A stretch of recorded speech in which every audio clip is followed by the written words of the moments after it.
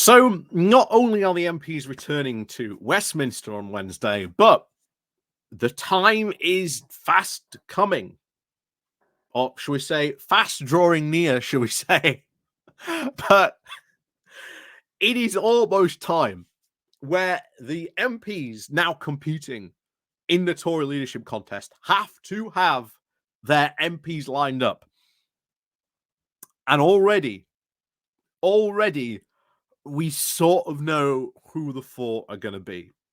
I think it's going to be very much Kemi Badenoch, Robert Jerrick, and then it's going to be maybe a tie.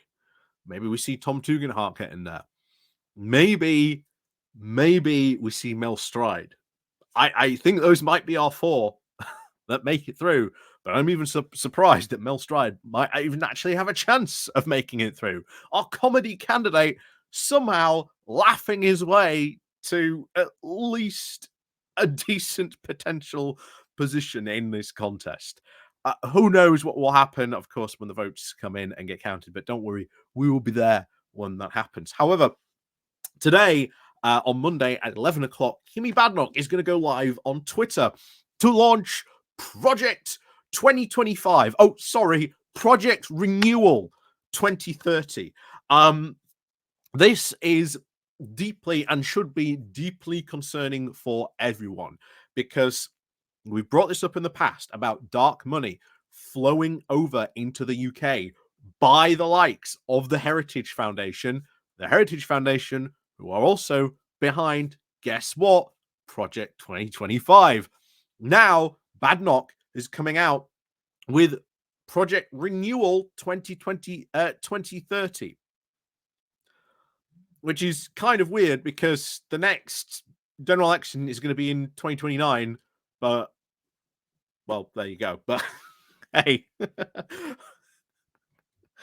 But this is very, very bad because we know people like Badenoch and especially Jerrick have been receiving money from the Heritage Foundation. And this does seem to be very, very much a UK version of Project 2025. Like I say, the announcement is going to be, well, literally 15 minutes away. Maybe we'll end up doing this in the next video, what was said in that announcement. And but we'll see what it is. We'll see if maybe we get some sort of book turn up. Maybe, of course, they will learn from Project 2025 and they'll keep it at least more under wraps. Who knows?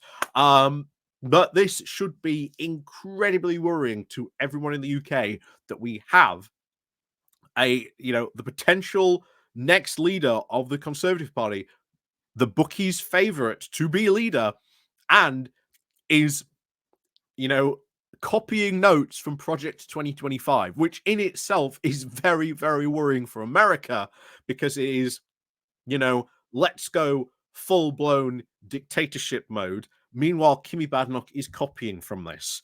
Yes, we should be incredibly concerned about this because I don't think this is going to get dropped. This might end up becoming another thing that maybe someone else takes up, this whole Project Renewal 2030 stuff. Yeah, it's kind of worrying and we need to be worried about this. So we're going to go into this in a moment. But yeah, before we do, please do remember to click on the like, share, and subscribe button. And of course, down below, there are links to my Patreon page, the One of Station link called Buy Me Coffee, where you will buy me coffee, the YouTube thank you button. And of course, as always, there is the Pony Club, the YouTube thank you button, Buy Me Coffee, Patreon, all that good stuff. Don't forget to click on the like and share button. And of course, as always, thank you very much to everyone who does support the channel. But oh my, on with this. So this comes from The Independent with the title of Badenoch launches Tory leadership campaign with attack on Doctor Who. Kemi Badenoch will never stop talking about the fact that David Tennant mentioned her. So he is living rent-free in her brain for probably the rest of her life. She will never stop talking about the fact that David Tennant told her she needs to shut up and go away. Anyway, back onto this. So Kemi Badenoch has officially launched a Tory leadership campaign with a promise, quote, not to shut up, reigniting a row with Doctor Who actor David Tennant. Bear in mind, we talked about, calling people weird. Yeah, I think Kemi Badenoch's obsession with the culture wars kind of weird. I think Kemi Badenoch's incredibly weird for fixating on this so much. But there you go. The Shadow and Home Secretary now railed against the, quote, cultural establishment trying to keep conservatives down. Again, the cultural establishment trying to keep conservatives down. And promised to, quote, take the fight to Doctor Who or whoever, not to let them try and keep us down.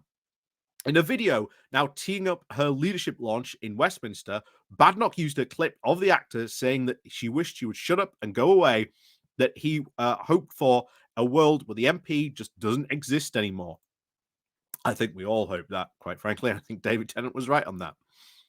Tennant's comments obviously sparked a row at the time, with then Prime Minister Rishi Sunak intervening to say, if you're calling for women to shut up and wishing they didn't exist, you are the problem. And Badenoch does hope that spat will help her run on the anti-establishment ticket in this leadership race. In a video, Badenoch said, "No, I will not. No, I will not shut up." When you have that kind of cultural establishment trying to keep conservatives down, you need someone like me who is not afraid of Doctor Who or whoever, who is not going to take not only just the fight to them, but to try it, but not let them try and keep us down. This is not going to happen with me. Bear in mind, Badenoch speaking out, doing this, over time has not gone down well. Yes, it's sold well with, like, the conservative crowd. However, for the wider British public, the fact that David Tennant, massively popular in the UK, significantly probably more popular than Kemi Badenoch, yeah, her speaking out if she wins, not going to go down well at all. Not going to go down well at all, because she's going to get a massive spotlight on her, the type of which she has not ever really had. So a lot of stuff prior to this and comments she made, she got away with. If she becomes leader, she's not going to be able to get away with them more. She's going to get really tackled on these quite a lot. And then, of course, you're going to get other conservatives expected to defend her crazy ramblings online. That's not going to go well with a lot of other conservative MPs. So, officially launching her bid this Monday, Badenoch will now lash out at Labour for calling for a change in the Conservative Party, as well as launching her own leadership campaign in Westminster. The Shadow Community Secretary said that the bookmakers' favourites, now to replace Rishi Sunak, will say that the party is now focused on renewal and ready to return to power. She will say the Conservatives cannot just sit around pointing out how terrible Labour are, and must now having to try to keep having the same policy arguments from the last Parliament. Not keep having the same policy arguments from the last Parliament. Good luck with that. Good luck, because we've talked about this going all the way back to Boris Johnson when he was the leader and Prime Minister. There are fundamental policy differences and arguments that the Conservatives just have not addressed. And because they have not addressed in this, they keep on having these same problems, these same arguments time and time again. And because they do not address them, they keep on having this argument. So good luck with that, Kemi, because those arguments not going to go away anytime soon. Leadership rival, of course, James Cleverly will also use his own speech to say, we must think and act like Conservative again, arguing now for a smaller state. And of course, remember, many of these Conservatives recently completely outraged that, the winter fuel allowance, which arguably is the very definition of a larger state, being cut. So you'd think they would like the fact that the winter fuel allowance is being means tested. But apparently not. So much for a smaller state, right? MPs returned to Westminster on Monday after the summer break, with the candidates now seeking support ahead of the first round of voting in the Tory leadership race on Wednesday. The build-up to the ballot has also seen major speeches by Tom Tugendhat, Priti Patel, and Robert Jerrick in recent days. They've all pretty much said the same exact thing as each other. Unity. Oh, we're going to change. They were all boring as watching paint dry. They didn't really say anything too fantastic. Honestly, any of my previous videos that you've seen as cover these people, they said exactly the same thing. So there's nothing new to really cover. Both Badenoch and, of course, Cleverly are trying to make campaign speeches on Monday, Badenoch is, of course, expected to say that the British people are yearning for something better than this Labour government is not it. Oh, yeah. I love it.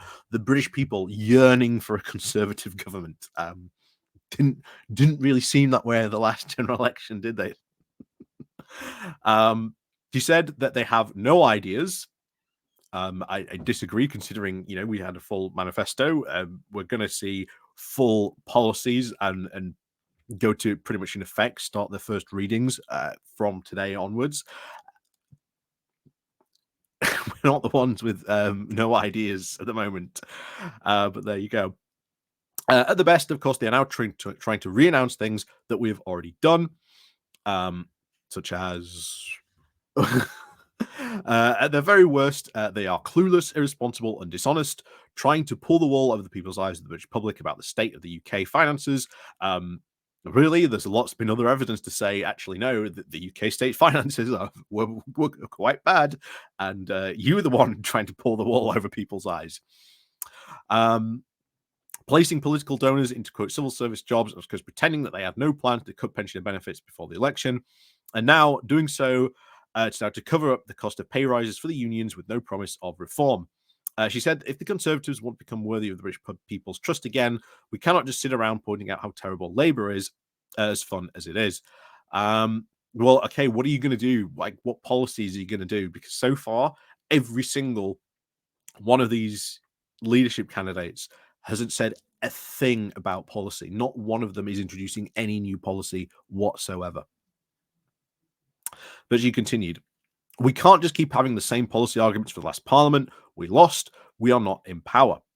Labour will fail. And when that time comes, the British people are going to look for change. We have to be that change. Yeah. What policies are you going to do? We have to focus on renewal of our party, our politics, and our thinking. Cleverly, we'll also say that Tories must get their act together to try and present solutions to an unstable world, global migration, and a crisis of confidence now in capitalism. He says that the means of being honest and realistic about the role of the state and about what it should and cannot do, and what it should not do and cannot, the state should now focus on doing fewer things very well and not everything badly. So again, going for that small c argument. We accept the state has a primary duty to protect its people and its borders. The Conservatives must be honest about the trade-offs in doing all these things properly. You will argue that the, quote, family-first society, rather than looking to the state as the first port of call when problems arise. We must think and act like Conservatives. Again, I love that, because that seems to say that you want to cut benefits massively on that. But there you go. We must think and act like Conservatives. Again, demonstrate that we can understand the challenges of our people and the country face, provide the solutions to deliver a brighter future for our country. Well, why weren't you doing that when you're in power? Because when you had 14 years of it, it didn't go very well. We accomplished so much in government, but our divisions and our behavior obscured the victories and compounded the mistakes. Yeah. Oh yeah, it just all our division and behavior just obscured the victories.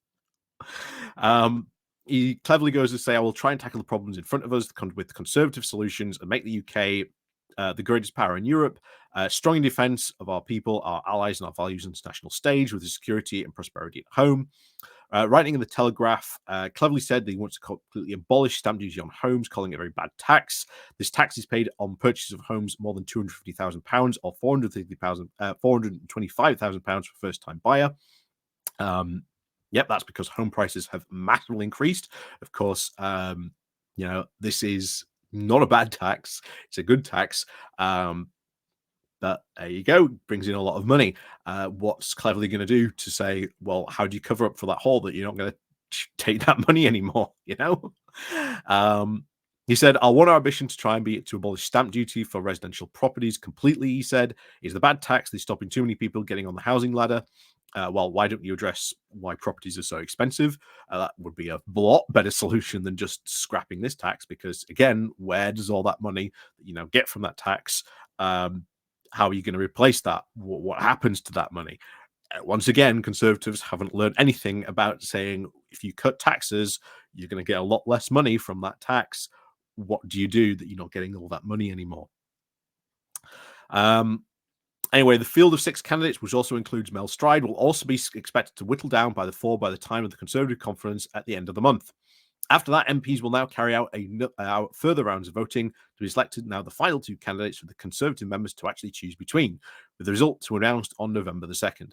So, like I say, this Wednesday onwards, it's all, I think, going to kick off. We're going to see people drop out, who gets who. Maybe we'll have a couple more declarations from you Conservatives. Remember, there's only 121 of them. And so far, about only 45 of them have actually declared. That's still a lot of MPs sitting on the fence. That's a lot of MPs sitting on the fence. Like I say, I don't think that bodes well for a future leader. But as always, thank you very much for watching. Let me know what you think down below. But like I say, we'll probably learn, like I say, a bit more about Project Renewal 2030 in a moment. But like I say, this is Kemi Badenoch taking notes from Project 2025, which we should be very, very concerned about. So, as always, until then, I'll see you all next time.